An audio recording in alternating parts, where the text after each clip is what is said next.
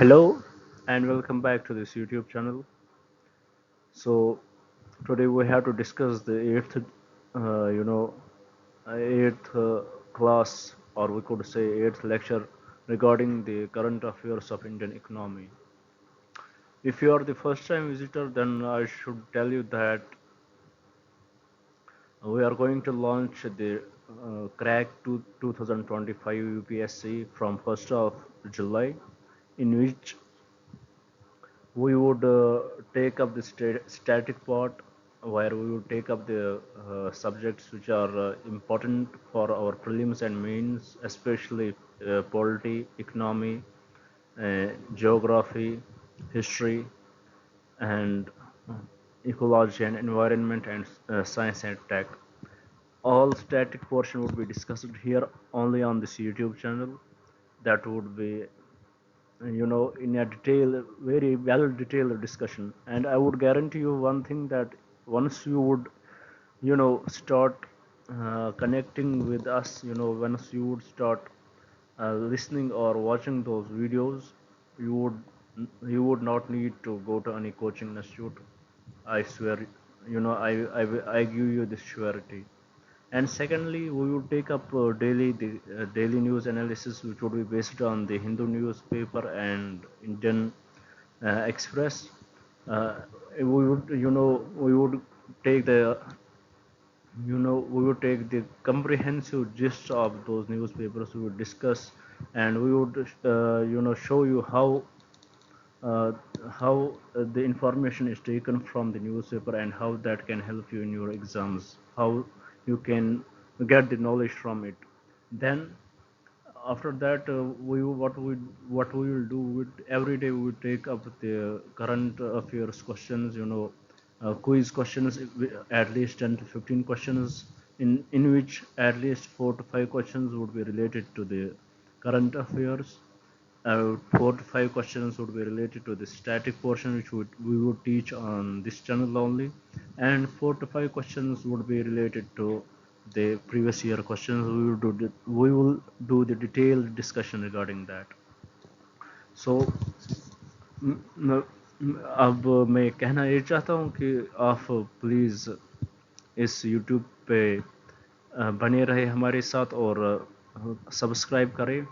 Please subscribe this channel. And if you want us to change the medium, we can change it. We can we can deliver our topics in Hindi. It would be mostly bilingual, but dominated by English. If you want us, we can keep it fully Hindi. Our medium would be fully Hindi. So without wasting any time, let's come to the topic of today. And one more thing, before you start, before we go into the topic, the aim of this discussion right now, what we are discussing here, what we are going to discuss here, it is not to give you the conceptual clarity. you know Please don't, if you are here for that, this is not the purpose of this class. We are not going to touch the concepts, but what our aim is, my aim here is that you take the most information from it. If you don't like the way I deliver this to you, but at least you can pause it and take the information from the slides. My aim is to deliver as much information as possible in the least time, so that it would help you and we can take as many articles as possible. So, without wasting any time, let's discuss about the contributions of MS Swaminathan. You know, if you would had read about the Indian economy, and if you would had understood about it, then you should know that we were not, especially before 1990s, early 90s, we were very much food deficient country. We had huge problems before green revolution. We had food scarcity. So with this regard, if I would add a sentence here, we owe as a nation to this man, MS Swaminathan. His contributions helped us from food deficient to the food sufficient. In becoming from the food deficient phase to covering that phase to food sufficiency, this is the man whose contribution should be appreciated. So, without wasting any further time, let's see what is in the slides, what is the information. Here we can see that his full name Mankombo Samba Sivan Swaminathan, popularly known as MS Swaminathan, the legendary agriculturist scientist. He passed away recently. About him, he was a plant geneticist. He is regarded as the father and key architect of Indian Green Revolution, and is also often referred as the former scientist. He was a recipient of the first World Food Prize in 1987 for his leadership in India's Green Revolution. Also, we can see that he is also a recipient of Padma Vibhushan, the Raman Magsaya's Award, and several other national and international recognitions. So from here we got the little gist about MS Swaminathan. If you had not heard about him, he was the agriculture scientist. His contribution in green revolution is, you know we have no words to describe that. And he is the recipient of the many world awards, for example World Food Prize, and also Padma Vibhushan, Raman Magsaysay Award, and several other national and international recognitions he had got. About his scientific contribution, we can see that he was in genetic research. He worked on breeding programs to develop crop varieties that were not only high yielding but also resistant to pests and disease. If we would see the variety of food which we had already here, that was very prone to disease, that were they were very prone to pests. The earlier, desi desi uh, plantation which we had here. So his work, not only in high yielding, his work, the genetic engineering he has done, his work, it had helped us to evolve from that phase. From He had given us you know those varieties of food which had passed through this phase and helped us in making the food surplus. Also, his efforts led to the creation of several new crops varieties that were better suited to the Indian climate and agricultural conditions, as he understood it better, and you know, he created it in the same way. About rice varieties, at the Central Rice Research Institute, uh, Katak Swaminathan worked in the Indica Japanico rice hybridization program to develop fertilizer responsive, high yielding, and short stature varieties of rice to replace locally available tall and low yielding varieties. And also, the work resulted in varieties like ADT27 and Rasi varieties developed under this project directly contributed to the Green Revolution in India. Also, under his guidance, the scientists genetically engineered the salinity tolerance genes of a mangrove species, which is Avicennia marina, into the cultivated rice plant. Also, he initiated a rice breeding program to transfer the non-lodging plant type to basmati strains, leading to release of Pusa basmati. And also in wheat varieties, he then shifted his focus to wheat from rice. During that time, all local wheat varieties were tall, and those lodged fell flat on the ground when their earheads were full of heavy grains. you know जब एक plant लंबा होता है और उस पे heavy grains होते हैं, then by natural phenomena of gravitation, तो वो क्या, वो बेंड करता है और वो पूरा ज़मीन के साथ लगता है, और उसके उससे नुकसान होता है. That leads to money losses to the plant and to the cultivator. So he replaced those tall plants with dwarf with dwarf plants. None of the Here we could see that none of the varieties of the cultivated wheat had the genes for dwarfing the height of the plants without reducing yield. New Mexican wheat dwarf variety containing Norrin genes were developed by Norman Borlaug, an American agronomist and scientist at the International Rice Research Institute. He identified the potential of Mexican wheat dwarfs, which are dwarf resistant to diseases and also high yielding. With the help of Borlaug and additional research on these wheat varieties, he developed Sonalica and Kalyana Sona varieties. These varieties, with the help from the Norman Borlaug, the American agronomist, he was able to develop the Sonalica and Kalyan-Sona varieties. Also, potato hybrid, he developed a frost-resistant potato variety called Alaska Frostless. Participatory breeding, he also fostered participatory breeding in which farmers are assisted to develop new locally adaptive varieties. Also, his other contributions in economic ecology, he has been described by the United Nations Environment Program as the father of economic ecology because of his leadership of the evergreen revolution movement in agriculture. About evergreen revolution, he concentrated his efforts on evergreen revolution, which he defined as improvement of productivity in perpetuity without ecological harm.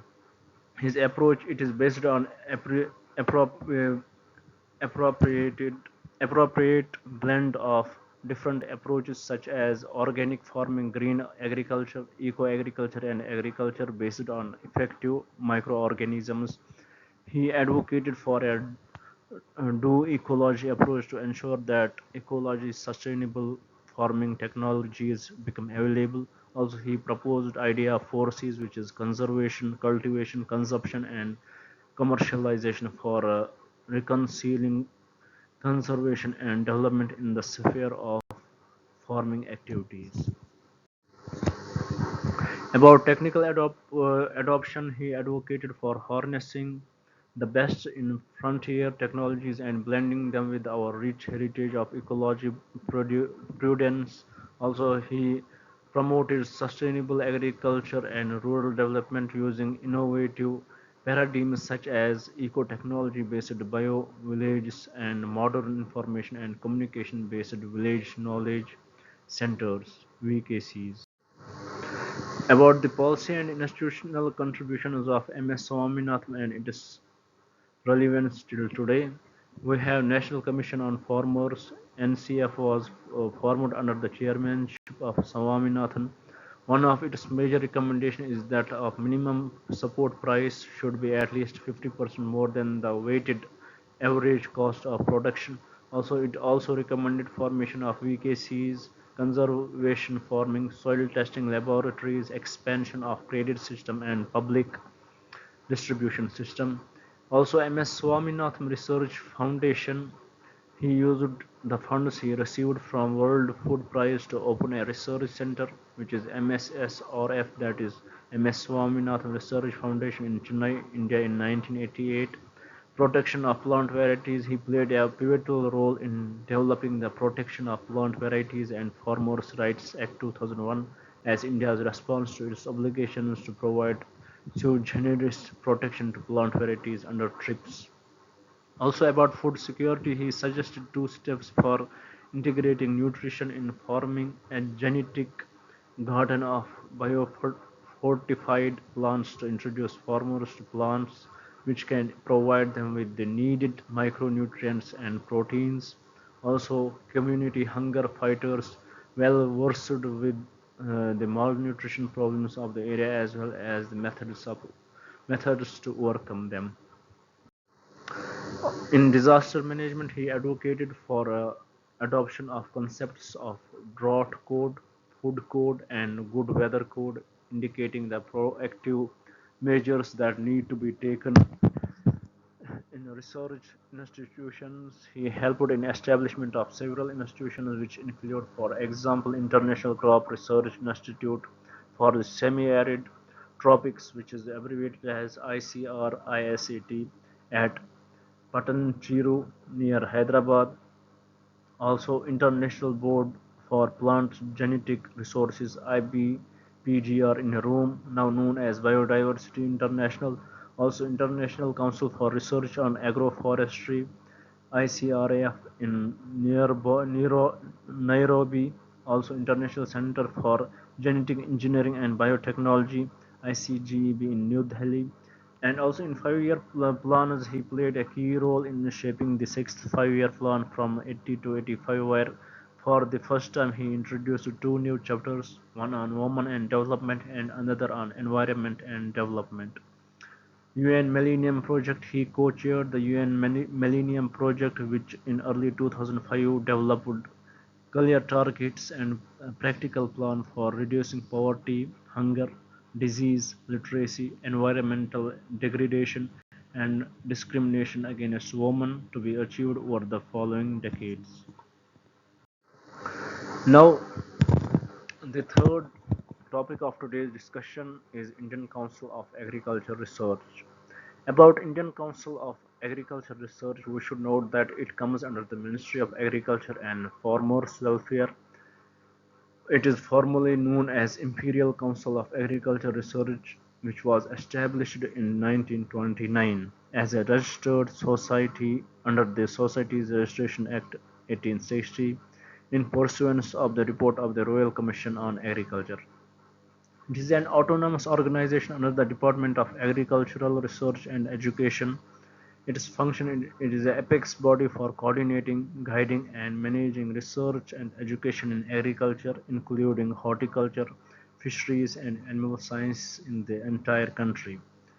And with 113 Indian Council of Agricultural Research institutes and 74 agricultural universities spread across the country, this is one of the largest national organization system in the world.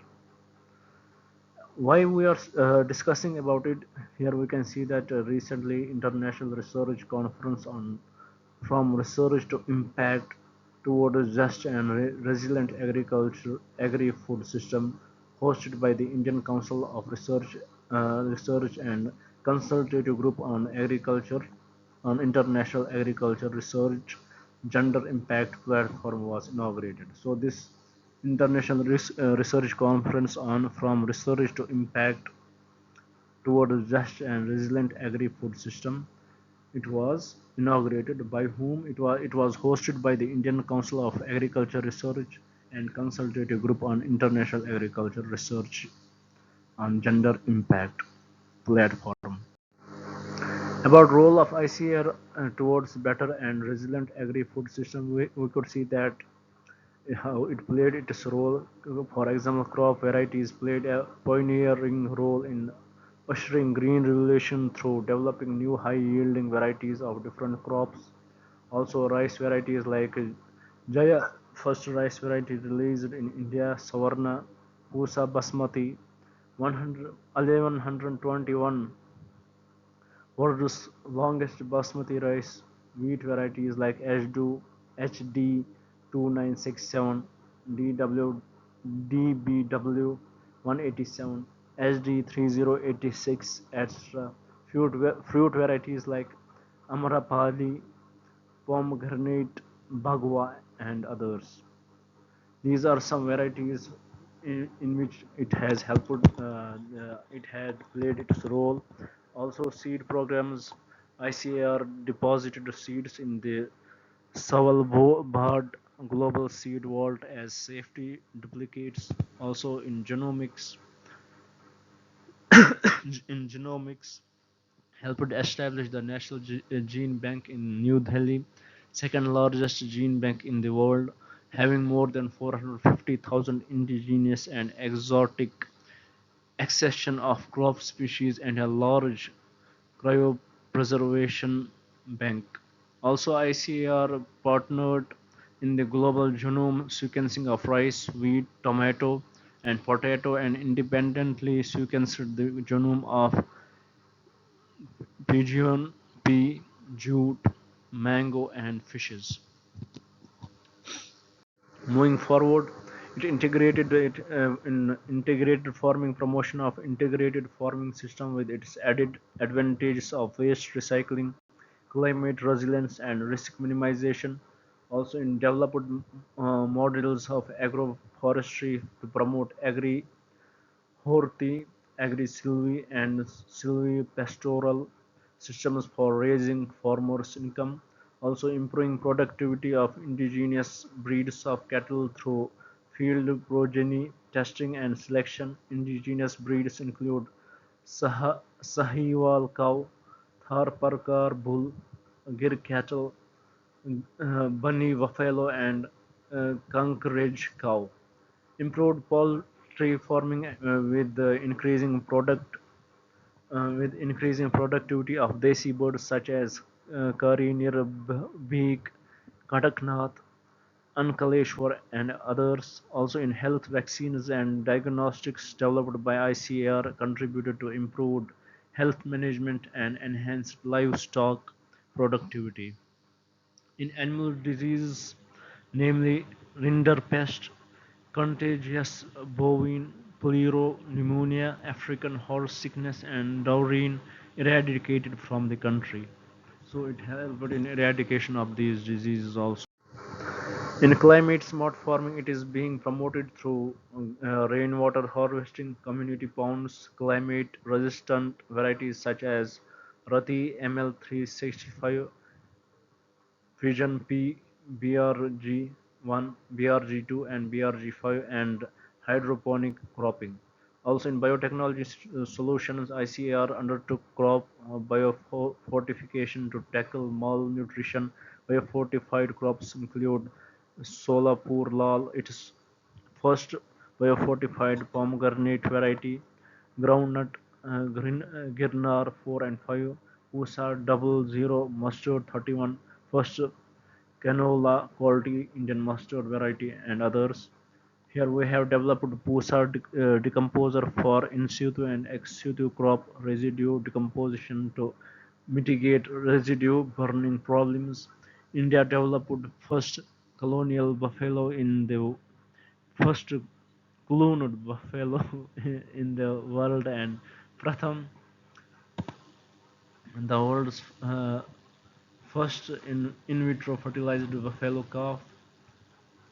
Also, in Blue Revolution promoted cage culture, a low volume, high density fish farming system which raised per unit productivity. ICAR developed ecosystem health index to monitor coastal ecosystem, identified biofence to mitigate effects of ocean pollution, and intensified identification of invasive alien species. ICAR is working towards development of cold water fisheries sectors in all the Himalayan states. Also, agricultural mechanization developed technologies in agricultural engineering, including millet mill, drone remote sensing, mulch laying machines, and others. About the consultative group on international agricultural research, it was established in 1971. It is a strategic partnership of donors that support 15 international research centers working in collaboration with government, civil society organizations, and private businesses.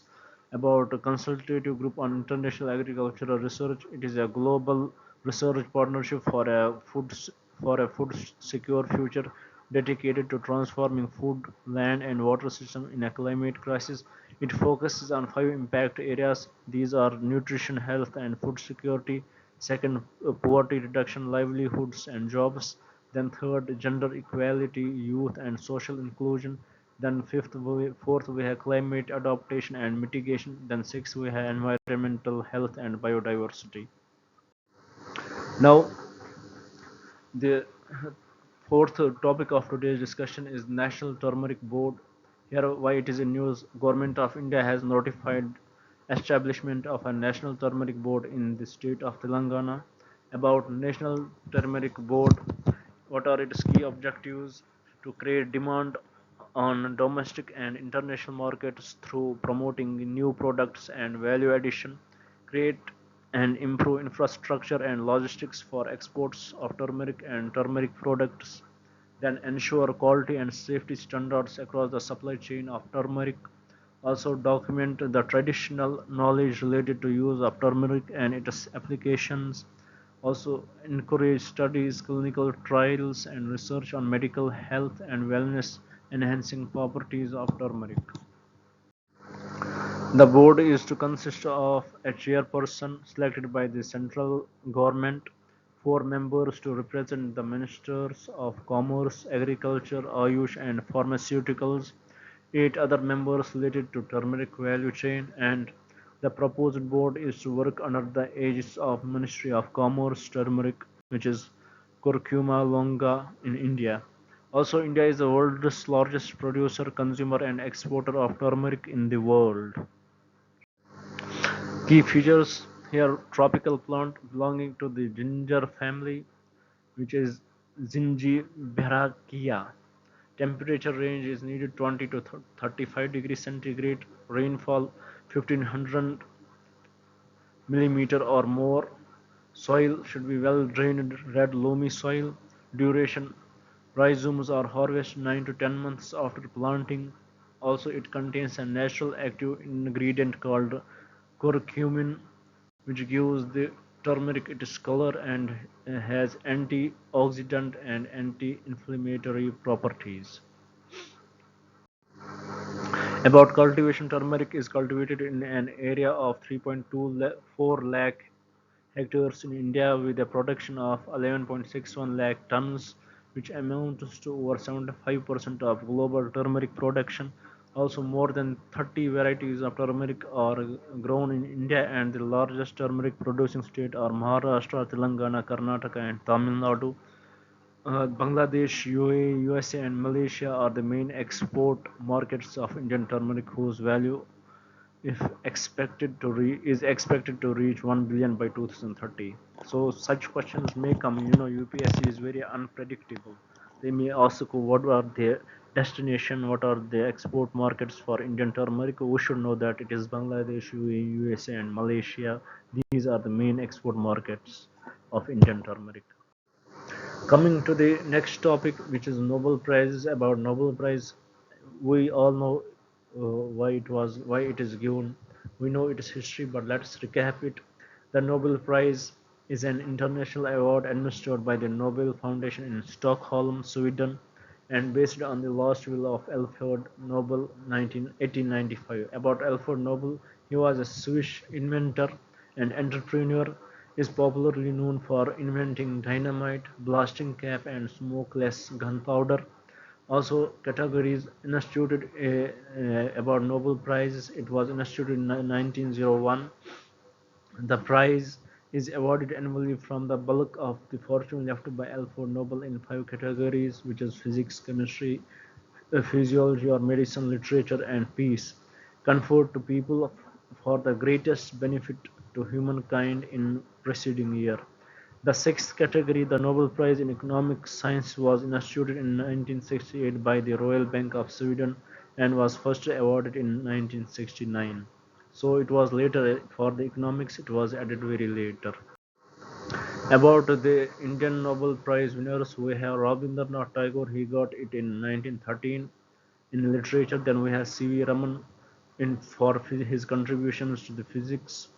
Then we have Hargobind Khurana, his contributions in physiology. He got a Nobel Prize in 1968. About Mother Teresa, Peace Prize in 1979. Then we have Subramaniam Chandrasekhar in physics 1983. Then we have Amrita Sen, economic science 1998 for contributions to welfare economies. Then we have Venkata Raman Krishnan, he got Nobel Prize in chemistry. Then we have Kailash Satyarthi, Nobel Peace Prize in 2014 for struggle against the suppression of children and young people and for the rights of all children to education. Then we have Abhijit Banerjee, Nobel Prize in Economic Sciences for experimental approach to alleviating global poverty. Five of them are Indian citizens and for one or of Indian origin.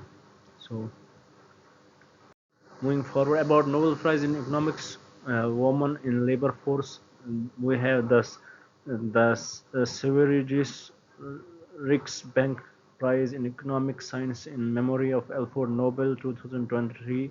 It has been awarded to Claudia Goldin for advancing understanding of women's labor market outcomes. About this, over the past century, the proportion of women in paid work has tripled to many high income countries. This is one of the biggest societal and economic changes in the labor market in modern times, but significantly gender differences remain there. So here we can see that the woman participation in labor force has increased. It has even tripled from the last past century, but we have still the gender gap is there. About Claudia Goldin's research has given us a new and often surprising insights into women's historical and contemporary roles in the labor market.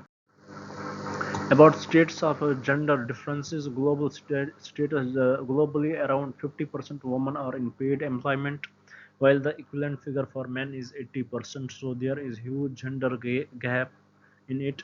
In South Asia, only around 25% of women participate in labor market status in India, the labor force participation rate among females is 24% and among males is 73%. So there is huge gender gap which was found in 2022. Also, vulnerable employment forms of self-employment associated with a lower labor income and low job security among women is 77.3% and among men is 72.9% in India for 2021. We see the U-shaped relationship. There is a positive positive U-shaped relation between development uh, and female labor force participation in development. It is criteria is GDP per capita, and also women's labor force participation is high for the poorest countries, higher share of in agriculture, lower for middle income countries, and then rises again among high income countries. For lower income countries, the women's participation is high, and for lower income countries it is very high, and for middle income countries the participation of women decreases, and for the higher income countries it increases again. About earning gap, when women work, they usually earn less. In India, the gender earning gap is mostly skewed among self-employed workers. In India, the earning gap has reduced and women earned 76% of what men did in 2017 compared to 70% in 2004. Since then, the gap has remained constant till 2021 and 22. About opportunities, women are less likely to work in formal employment and have fewer opportunities for business expansion or career progression. Factors influencing female labor force participation, we have U-shaped curve. Previously, it was concluded that there was a clear positive association between economic growth and the number of women in paid employment.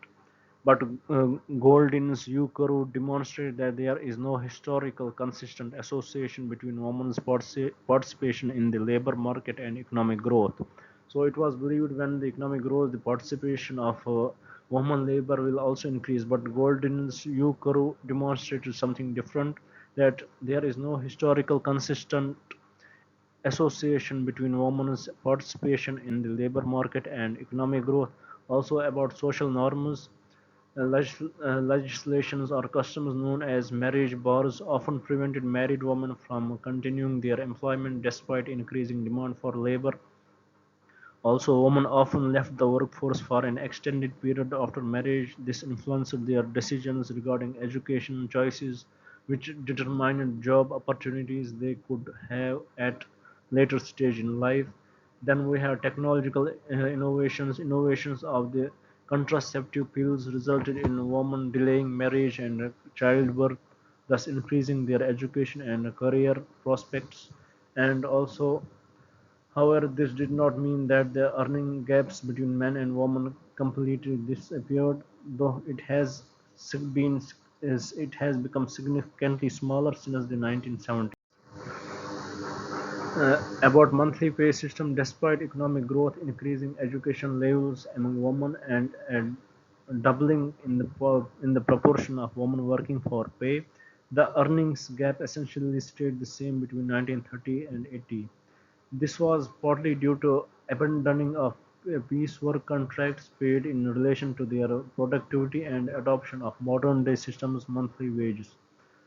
About parenthood effect, women taking greater responsibility than men for child care economy makes their career progression and earnings increase more difficult.